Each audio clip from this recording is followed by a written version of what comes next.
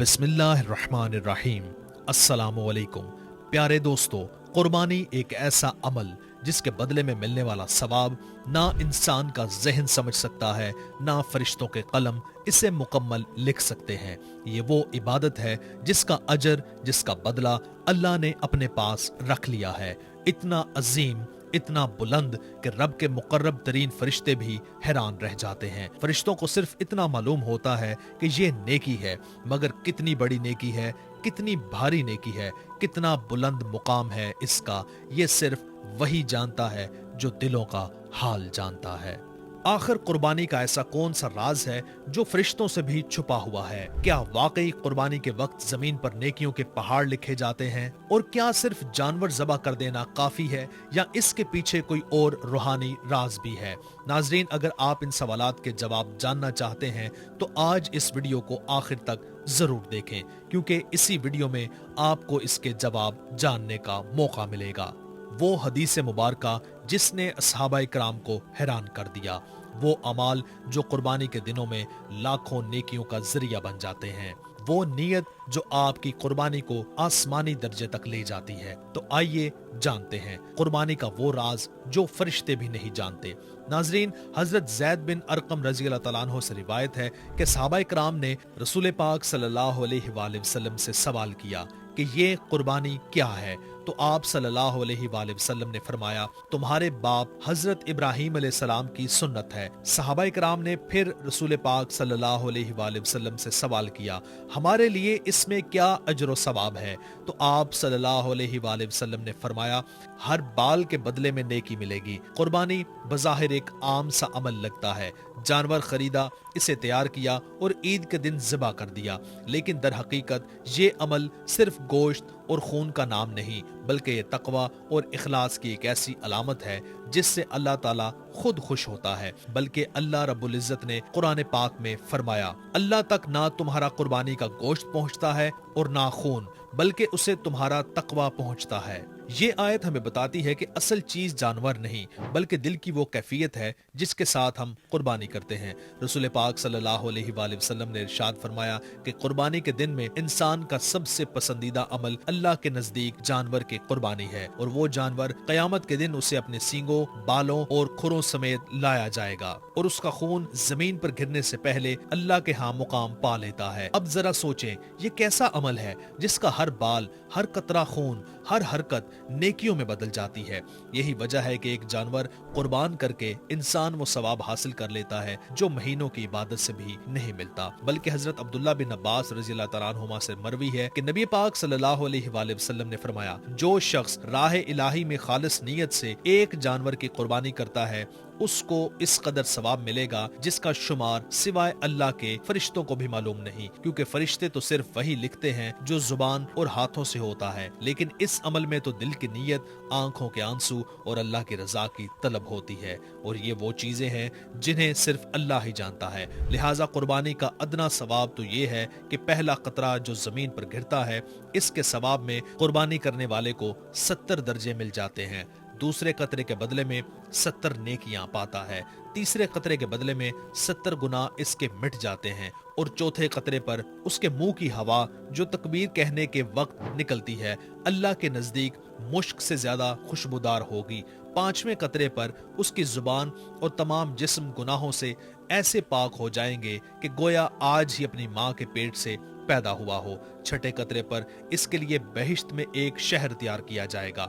सातवें कतरे पर कयामत के दिन मखलूकात की सरदारी पाएगा। आठवें कतरे पर उसको और इसके घर वालों को और माँ बाप को बख्श दिया जाएगा। नौवें कतरे पर इसके और दोज़ख के दरमियान एक खंदक हायल हो जाएगी जिसका अर्ज 500 बरस की राह होगी। 10वें कतरे पर इसका नामा अमाल दाएं हाथ में दिया जाएगा। 11वें कतरे पर इसकी नमाजें और नेक दुआएं कबूल होगी। 12वें कतरे पर इसके लिए आतिश दोज़ख हराम हो जाएगी। 13वें कतरे पर इसको 70,000 हूरें मिलेंगी। 14वें कतरे पर इसके नामा अमाल में 70 नबियों का सवाब दर्ज किया जाएगा। 15वें कतरे पर मरने के वक्त मुल्कुल मौत को मगफरत रहमत की खुशखबरी सुनाएगा। 16वें कतरे पर जान की सख्ती इस पर आसान होगी। 17वें खतरे पर इसको तोके जंजीर के अजाब से आजादी मिल जाएगी। 18वें खतरे पर इसको 70 गुलाम आजाद करने का सवाब मिलेगा। 19वें कतरे पर पुले सुरात से गुजरने के लिए इसको एक बुराक मिलेगा, जिस पर सवार होकर चश्मे जदन में दाखिले बहिश्त हो जाएगा। 20वें कतरे पर कयामत में हिसाब किताब के वक्त इस पर रहमत इलाही नाजिल होगी। 21वें कतरे पर इसके छोटे बड़े तमाम गुनाह माफ कर दिए जाएंगे। 22वें कतरे पर इसको अल्लाह ताला कयामत के दिन जबकि तमाम लोग धूप में होंगे अपने अर्श के साया में जगा देगा। ये हदीस तज़किरातुल वाइज़ीन में बयान हुई है। नाज़रीन, यहाँ ये बात भी वाज़ह रहे कि कुर्बानी शुरू ही से हर उम्मत यानी हर कौम पर मुकर्रर की गई थी, जबकि कुर्बानी देने के तरीके मुख्तलिफ थे। कुरान करीम में इरशाद खुदावंदी है कि हर उम्मत के लिए अल्लाह ने कुर्बानी के तरीके मुकर्रर फरमाए थे, ताकि कुर्बानी के जानवरों पर अल्लाह का नाम ले जो अल्लाह ने उन्हें दे रखे हैं। कुरान मजीद में भी ये जिक्र किया गया है कि सबसे पहले अबवाबुल बशर सैयदना आदम अलैहिस्सलाम के दोनों बेटों ने अल्लाह ताला की बारगाह में कुर्बानी पेश की। एक बेटे की कुर्बानी कबूल हो गई, जबकि दूसरे की रद्द कर दी गई। कुर्बानी का यह सिलसिला यूं ही चलता रहा, यहाँ तक कि सैयदना इब्राहीम अलैहिस्सलाम ने अल्लाह के हुक्म से अपने प्यारे लख्ते जिगर सैयदना इस्माइल अलैहिस्सलाम को कुर्बानी की राह में पेश कर दिया, और अल्लाह ताला ने सैयदना इब्राहीम अलैहिस्सलाम की इस कुर्बानी को शर्फ कबूलियत बख्शते हुए इसके बेटे की जगह जन्नत से भेजे गए दुम्बे को ज़बह करवा दिया। कुर्बानियों का यह सिलसिला बदस्तूर जारी रहा, यहाँ तक कि अल्लाह ने अपने प्यारे महबूब मोहम्मद मुस्तफ़ा को भी बज़रिया वही कुर्बानी देने का हुक्म फरमाया।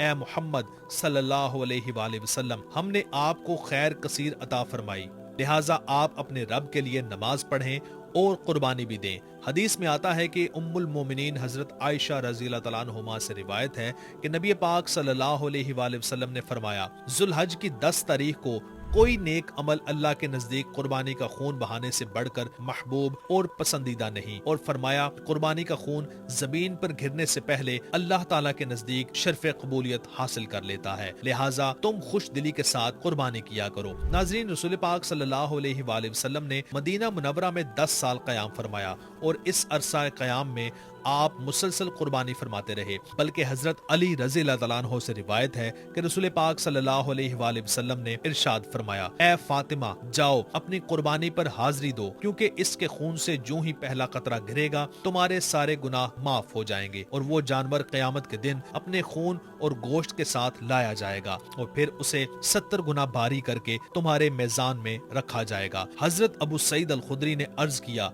या रसूल अल्लाह सल्लल्लाहु अलैहि वसल्लम, क्या ये फजीलत आले मोहम्मद सल्लल्लाहु अलैहि वसल्लम के साथ खास है या आले मोहम्मद सल्लल्लाहु अलैहि वसल्लम और तमाम मुसलमानों के लिए आम है?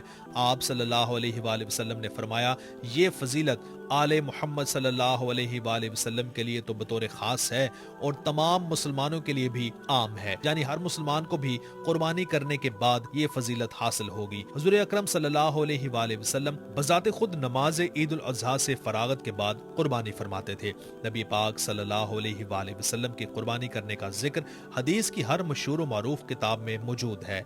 आप ना सिर्फ अपनी तरफ से बल्कि अपने घर वालों और उम्मत मुस्लिमा के उन अहबाब की तरफ से भी कुर्बानी करते थे जो कुर्बानी नहीं कर सकते थे। हुजूर पाक सल्लल्लाहु अलैहि वसल्लम ने हज्जतुल विदा के मौका पर उन्हें कुर्बानी के अय्याम में 100 ऊँटों की कुर्बानी दी। उन्हीं में से 23 ऊँट नबी पाक सल्लल्लाहु अलैहि वसल्लम ने बजाते खुद नहर यानी ज़बा किए।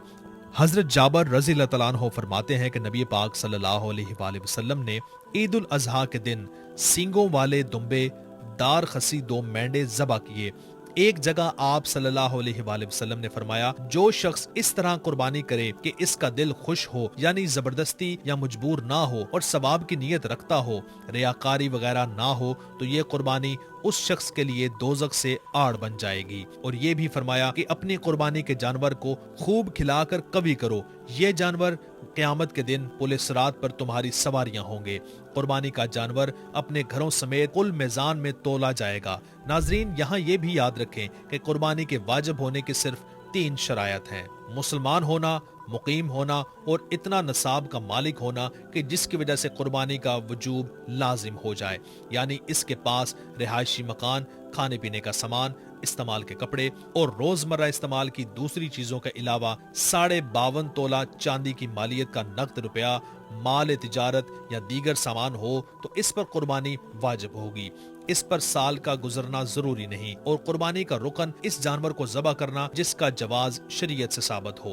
وہ عورت جس کے پاس 1-2 تولہ سونا اور چاندی یا نقد روپیہ ہو تو اس پر بھی قربانی واجب ہوگی۔ اور ہاں، قربانی کی عبادت صرف 3 دن یعنی ذی الحج کی 10ویں، 11ویں اور 12ویں تاریخ کے ساتھ مخصوص ہے، البتہ پہلے دن کو کرنا افضل ہے۔ قربانی کرتے وقت زبان سے نیت کرنا ضروری ہے، صرف دل ہی میں قربانی کی نیت کر لینا کافی نہیں، البتہ زبان سے کہہ لینا بہتر ہے۔ اور جانور کو قبلہ رخ لٹانے کے بعد ذبح کرنے سے پہلے مسنون دعا پڑھیں۔ قربانی کے جانور کو ذبح کرنے کا مقصد خاص اللہ کی رضا اور تعظیم ہو اور عبادت کے خیال سے ذبح کریں۔ گوشت کھانے کے مقصد سے یا لوگوں کو دکھانے کی غرض سے نہ کریں۔ اپنی قربانی کو اپنے ہاتھ سے ذبح کرنا بہتر ہے۔ اگر خود ذبح کرنا نہ جانتے ہوں تو کسی اور سے ذبح کرا لیں، لیکن ذبح کے وقت جانور کے سامنے کھڑے رہیں اور بسم اللہ اللہ اکبر کی تلقین کرتے رہیں تاکہ ذبح کرنے والا غلطی نہ کرے۔ جانور کو قبلہ رخ لٹا کر ذبح کرنے والا خود بھی قبلہ کی طرف منہ کر کے مسنون دعا پڑھ لے، پھر اللہ کا نام لیتے ہوئے شرعی طریقے کے مطابق حلوق، سانس کی نالی اور خون کی رگیں کاٹ دے، لیکن اس کا خیال رکھے کہ گردن کو پورا کاٹ کر الگ نہ کیا جائے اور نہ ہی حرام مغز تک کاٹا جائے، بلکہ حلوق یعنی سانس کی نالی اور اس کے اطراف کی خون کی 2 رگیں کاٹ دے۔ ذبح کرتے وقت اس بات کا پورا اہتمام کیا جائے کہ جانور کو تکلیف کم سے کم ہو۔ نبی پاک صلی اللہ علیہ وآلہ وسلم کا فرمان ہے، ذبح کرنے سے پہلے چھری تیز کی جائے، ایک جانور کو دوسرے جانور کے سامنے ذبح نہ کیا جائے اور حلوق وغیرہ پورا کاٹا جائے تاکہ روح نکلنے میں سہولت ہو، اور جانور کے سامنے چھری بھی تیز نہ کریں۔ قربانی کن جانوروں کی جائز ہے؟ بکری، مینڈھا، بھیڑ، دمبا، گائے، بھینس، بھینسا، اونٹ، اونٹنی کی قربانی درست ہے۔ ان کے علاوہ کسی اور جانور کی قربانی درست نہیں۔ گائے، بھینس، اونٹ میں اگر 7 آدمی شریک ہو کر قربانی کریں تو بھی درست ہے، مگر ضروری ہے کہ کسی کا حصہ 7ویں حصے سے کم نہ ہو، اور یہ شرط ہے کہ سب کی نیت قربانی یا عقیقہ کی ہو۔ صرف گوشت کھانے کے لیے حصہ رکھنا مقصود نہ ہو۔ اگر ایک آدمی کی نیت بھی صحیح نہ ہو تو کسی کی بھی قربانی صحیح نہ ہوگی۔ ناظرین، یہ بات بھی واضح رہے کہ بکرا، بکری 1 سال کا پورا ہونا ضروری ہے۔ بھیڑ اور دمبا اگر اتنا فربا اور تیار ہو کہ دیکھنے میں سال بھر کا معلوم ہو، گائے، بیل، بھینس 2 سال کی، اونٹ 5 سال کا ہونا ضروری ہے۔ ان عمروں سے کم کے جانور قربانی کے لیے کافی نہیں۔ اگر جانوروں کا فروخت کرنے والا عمر پوری طرح بتاتا ہے اور ظاہری حالت میں اس کے بیان کی تکذیب نہیں ہوتی، اس پر اعتماد کرنا جائز ہے۔ جب کسی جانور کی عمر پوری ہونے کا یقین ہو جائے تو اس کی قربانی کرنا درست، ورنہ نہیں۔ اور اگر جانور دیکھنے میں پوری عمر کا معلوم ہوتا ہے مگر یقین کے ساتھ معلوم ہے کہ اس کی عمر ابھی پوری نہیں تو اس کی قربانی درست نہیں۔ دمبا اور بھیڑ اس حکم سے جدا ہیں۔ یاد رہے کہ جانور کے دانتوں کو دیکھ کر فیصلہ کرنے میں جلدی نہ کریں۔ جس جانور کے سینگ پیدائشی طور پر نہ ہو یا بیچ میں سے ٹوٹ گیا ہو، اس کی قربانی درست ہے۔ ہاں، سینگ جڑ سے اکھڑ گیا جس کا اثر دماغ پر ہونا لازم ہے تو اس کی قربانی درست نہیں۔